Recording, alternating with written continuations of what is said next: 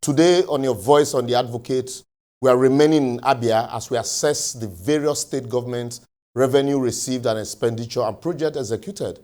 My guest today is Engineer A.K. Ako. He holds an MBA, MSc, B. Hons in Engineering. He's a fellow and a member of the Chartered Institute of Project Management of Nigeria.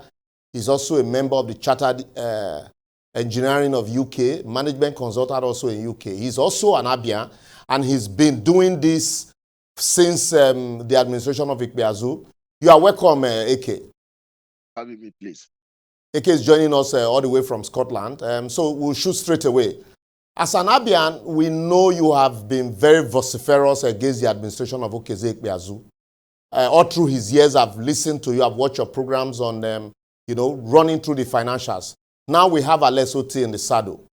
I want to know how well has this government fared so far in terms of revenue received and project executed. So kindly run us through these accounts from July 2023 to date, vis-a-vis project on ground and revenue received. Just the same way you have been doing with Ikpeazu, because what we're just basically trying to do is to allow people know what their governors received.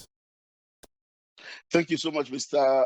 Barrister Liboros. Thanks for having me. Let's be clear, I'm not on a witch hunt, as they might want to make it look like what I'm doing is a witch hunt. Ikpeazu actually, we come from the same place. I mean, we come from Ongwa. I'm an Ongwa man, and Ikpeazu also he's also an Ongwa man. And I held him accountable, by trying to get Abians to understand the revenues that come into the state and what the revenues have been used for.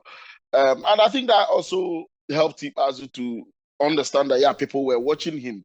I've also, I did it for the whole period of Ikpeazu's government, and I've just also continued with, during this time that Governor Oti is in the saddle. So I just wanted to make that point clear. I'm not fighting Oti. I wasn't fighting Ikpeazu. All I've done is that I lived in Nigeria for over 30 years before relocating to the UK over 16 years ago, and about 16 years ago, and I've seen how governance is done here and how it's done back home. And I feel one of the ways for me to contribute is to put pressure on our leaders to give good governance to our people. So to the question you asked about the money or the revenues or the funds that have come into Abia State, I'm not going to go into too much details because we don't have all the time in the world from what you told me. So Governor Oti has received, I'm talking about cash that we can actually account, the ones we are very sure of, from FAC allocation, IGR, capital receipts, which include aids, grants, and other receipts. Governor Oti has received about 108.6 billion in 9 months. 108.6 billion in 9 months as state revenue. Okay, and that includes what I've just described. Then he has also received about 52 billion, 52.1 billion as LGA revenue. So these are separate revenues. But that's not just that. From what we have gathered, Governor Oti has equally borrowed about. I would say that it's the state government that is borrowing, but it's indirect borrowing using the construction companies. 50 billion naira through using a company called Kremborg, which Abia State government guaranteed.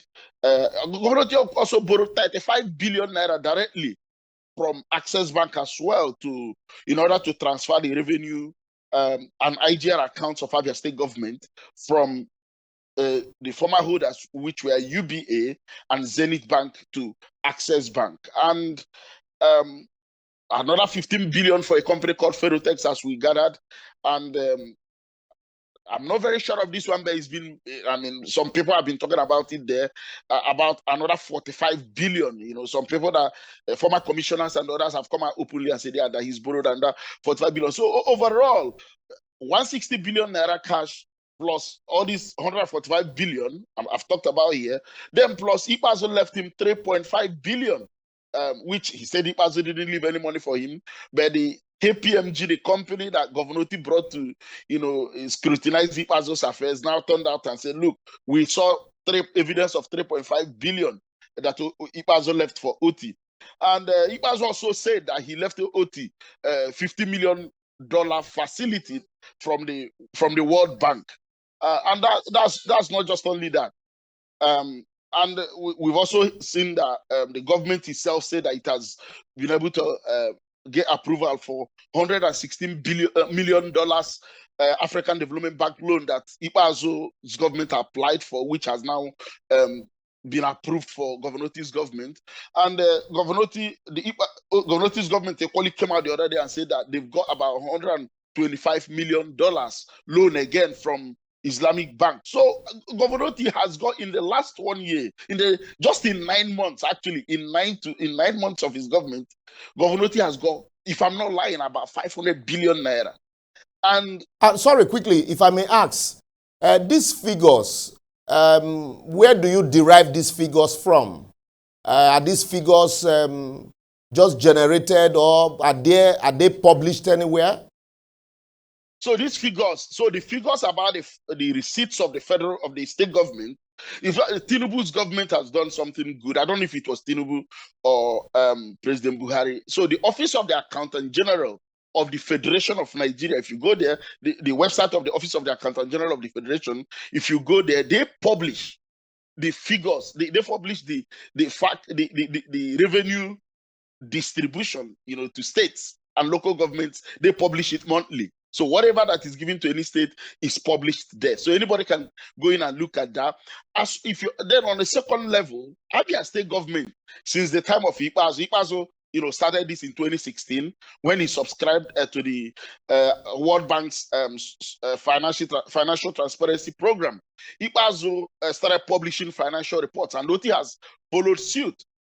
So the financial reports of Abia State can be found on Abia State government website. So the figures I have given you here about revenue receipts of 160.7 billion were published by Abia State government.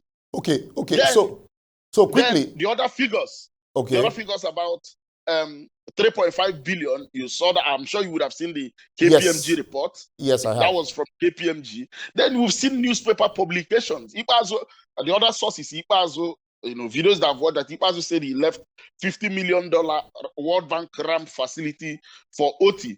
Then but quickly, because of time, the government said that they've received 120. No, but quickly, because of time, it is not a crime actually to borrow. But let's also look at the projects quickly, because of time. It's not a crime to borrow. Even American government borrows.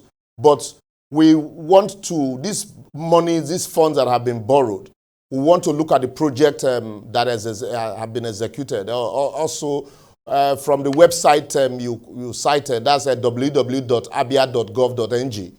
www.abiastate.gov.ng. Yes, okay. Yes, so these figures are there. Then from the website, the government said they have done quite a lot of construction.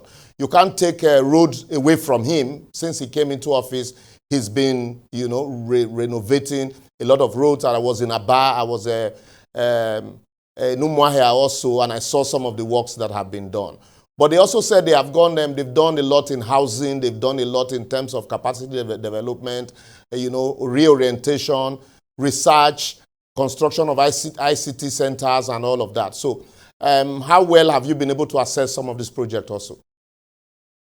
Well, Abia is my part-time job, looking at the finances for the past 8 years. I don't do any other thing. Once I close from work, I just go into, Facebook, check media. I have other sources as well that, look, I don't want to sound as if I'm not giving him credit, but one of the most important projects that Governor is doing is the Port Harcourt Road, which Ipazo government had done to a reasonable extent, done drainage, done part of the earthworks. I would, as a civil engineer of 23 years, I would say that project had been done up to 40%, which Julius Berger is finishing. But my concern is which almost every Nigerian, every Abian has expressed, is the atrocious cost of that project, which goes as much as up to 4.7 billion per kilometer. Whereas that's a Trong B road, whereas the road it connects to, which is the road from Enugu to Bato Port Harcourt is costing the federal government 2 billion per kilometer. So a trunk A road, which a trunk B road connects to, is costing 2 billion naira per kilometer, and an existing trunk B road, which it also had done drain almost end to end. So quickly, done. Yeah, quickly. Cost of running the governor's office. I also have here cost of running governor's office, cost of building offices, construction of residential building, construction of electricity, water facilities, public schools, and hospitals, and, you know, the list goes on. So I want you to also speak through these expenditures and from your assessment and your information and your source. How well, because you talked about the revenue and, you know, what have you. So I also need you to quickly speak to this. Well, see, I have placed a bounty. I'm just going to be, you know, to try to, because I know some of these projects don't actually exist anywhere. But you said what? Sorry, let me get that again. Sorry? I didn't get that. So some of, like, the public schools, there's no public school. I mean, the governor claims to have spent 4.57 billion on construction of public schools. In fact, let me give you the breakdown. 736 million on constructing new public schools, and 3.84 billion on rehabilitating public schools. And you know, this government, with they like the media a lot. Is a media friendly government. If they had done any, you would have seen. So, and I've been asking this question, challenging them to bring forward evidence to show that they've spent about 4.57 billion on construction and rehabilitation of public schools. And honestly, nobody has come forward. The truth is that these things don't exist anywhere. In terms of healthcare facilities, he spent about call it about 2 billion, 1.95 billion on hospitals. But again, one part of it is about 1.07 billion on construction of a new hospital, which also doesn't exist anywhere in Abia. Then you look at whatever he calls infrastructure, 843 million. I don't know what that means. I don't know what it means. ICT infrastructure does not exist anywhere. He has already spent about 2.5 billion already. I mean, that's actually 2.546 billion, which is 2.5 billion. No ICT infrastructure exists in Abia State, as far as I know. You know, there's also this one that started since Ipazo's time.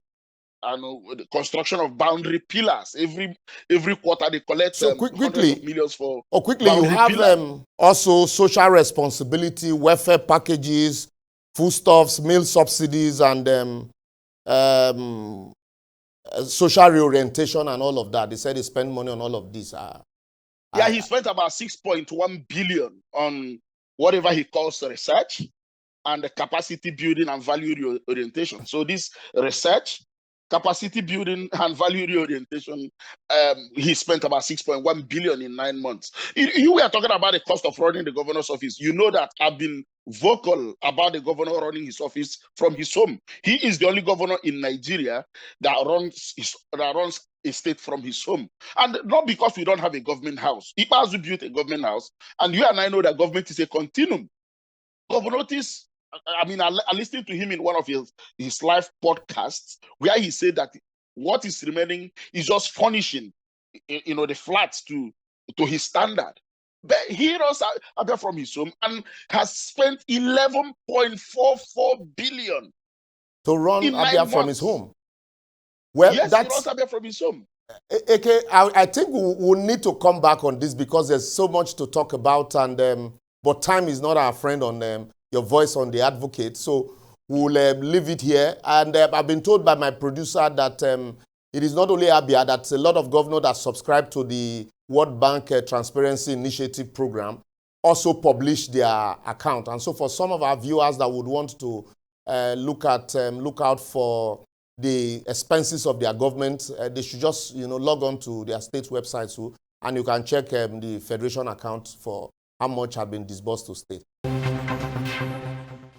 Yes, we're talking about the state government running of the governor's office. So that's where you stopped. So please, can we just, you were talking about running the governor's office from his house. and they've spent 11 point something billion so far to run governor's office in 9 months. So please speak Yeah, us through. The governor has spent 11.44 billion, according to the reports that he published, held on the website of Abia State Government. He has spent about 11.44 billion. And if you look at this expenditure, what worries me is that there's something called capital projects of 2.97 billion. And I've just been wondering, what did he, when you're looking at capital projects, although cars and other things are part of capital projects, but for a man who runs Abia from his home, I'll just be wondering what sort of capital projects, what buildings, what structures he may have constructed in the imaginary, governor's office. And another expenditure that worries me is that in 9 months, the governor spent 2.77 billion on purchasing vehicles for his office. I think that for me is atrocious, considering that the governor sacked. I mean, the figures are being debated by civil servants or by Abian. Ikpazo's government or agents from Ikpazo's government are saying that he sacked over 15,000 workers, and the governor hasn't come out to say that he sacked workers. For a man who sacked workers, who has refused to pay Abia workers, the new minimum wage, which every other state is paying, to run his office with 11.44 billion in 9 months in a state of 4.5 million people. That's gross insensitivity, if I begin to look at it that way. So I'm just really worried. So quickly, let's speak through the capacity building, publicity and publication and social welfare activities of the government. So also you have some figures there that the government said they spent so much building capacity and so yeah, you talk about maintenance of vehicles and all of that in government house. So please kindly speak us through that publicity, capacity building. I don't work for the government, but I don't know what that means. I'm going to publish something that maybe what is called Governor Otis performance scorecard in a year, in 1 year. He's been 1 year in office, and it's the normal thing to look at, what he's been able to achieve. I mean, since I was born, governance has always been measured by roads constructed or rehabilitated. So I'm going to look at holistically what he's been able to do. So I don't know where he carried out the capacity building. He spent about 3.1 billion on capacity building and value reorientation. So you are as confused as myself, and Abians are confused as myself as to what that means. I don't know. I mean, the governor bought cars of 2.8 billion, as we could see, and maintained the same cars with. Let me give you the figures. He maintained the same cars with the new cars with 227 million naira. The new cars he bought, and equally, fueled the cars with about 288.3 million. See, look, the whole thing is you sacked Abia workers. Sorry, quickly. I want to quickly ask this. I want to ask this also. Is that different from the cost of traveling and transportation for the governor? Yeah, these are separate costs. In terms of local traveling, even remember the governor obviously runs his office from his home. On local travels and training, whatever it means, local travels and training in the governor's office, the governor has spent 832.6 million in 9 months. And this is traveling from his house to his house, or maybe when he has a site to visit.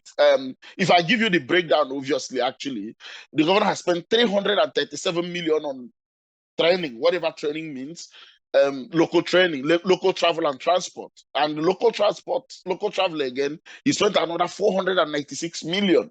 Then on the international scene, traveling to Rwanda and Hungary, he just traveled to Rwanda and Hungary within 9 months, and he was able to spend 320 million. Look, this is not sustainable. You see, I've been threatened, I've been abused, I've been blackmailed, I've been made to, I've been made to feel as if what I'm doing, but I believe that we need to check this. And what then I call quickly, financial recklessness. I don't know. We need to challenge it. Yeah. Tree planting is something that is encouraged for global warming. The governor spent about 15 million planting trees, and I don't know What do you think about that? Water publication, pollution and prevention, erosion control, and then tree planting for 15 million. I don't want to talk about that. 15 million naira expense is nothing. I mean, we're looking at a guy who bought generators. They buy generators every quarter or every year. He was at some point in 2021 bought generator for 640 million for the government house. Governor T has equally every quarter has bought generators and bought generators for 146.6 million. Maintain the same generators with 160 million. And fuel the generators with 460 million. This is unsustainable. It's unsustainable. Well, it's unsustainable. So I don't want to talk about tree planting of 15 million. Or again, I don't know. I mean, there's one that's called construction of waterways for almost 300 million. Look, this whole thing is just atrocious. But the problem, the challenge is that majority of Abians are not very well informed. And when they see roads, he's constructing roads, they get carried away and nobody's asking. Let me shock you here. Most of the funds we are spending are borrowed. Okay. This year, the year-on-year growth on borrowing, from last year to now, is 2,428% or thereabout. 2,400% growth in borrowing. I've never seen anything like that before. Maybe the people are happy that the previous administration didn't construct road, and yet, monies were borrowed and spent. The previous administration constructed roads. Ipazo constructed over 200 roads. The only thing is that I think Ipazo failure to do Port Harcourt Road, failure to pay teachers and retirees, they were his undoing. Ipazo constructed more roads in his first 1 year than Oti. Oti hasn't done more than 10 kilometers of mostly rehabilitation of roads. Most of what you're seeing is the same roads being posted every day. You see, there's this media. Let me shock you in terms of information. How BCA government has spent almost about 538 million on BCA. Nobody listens to BCA in Abia State. So look, it's more of the more you look, the less you see. It's the same roads that you see being posted every now. Sanwo-Olu is in Abia today. What is it commissioning? 2.6 kilometers of re-asphalt, existing roads that were recovered. 2.6 kilometers. Well, these figures are mind-boggling, but it is for us to at least reawaken the conscience of the people, provoke a debate, let people know, and then it's not for the people to ask their government questions. So, Eke, thank you so very much for enriching us with your wealth of knowledge on these burning issues. And I know that this will not go away soon. We'll bring you back very soon on this. Thank you. I'm very, very much very grateful. Well, that's the much we can take on today. Kindly feel free to agree or disagree by adding your comment to the trend on all our social media platforms showing on your screen. Because if we do not question our governors, who will? So see you next time.